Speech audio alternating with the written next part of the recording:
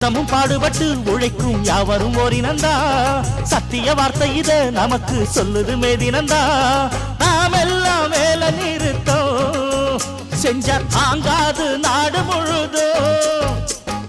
நாமின்றி என்ன நடக்கும் நம்ம கைதாண்டா ஓங்கி இருக்கோம் அட அடிச்சாலும் குடிச்சாலும் அண்ணன் தம்பி நீயும் நானுண்டா உழைப்பாளி இல்லாத நாடுதா எங்கும் இல்லேயா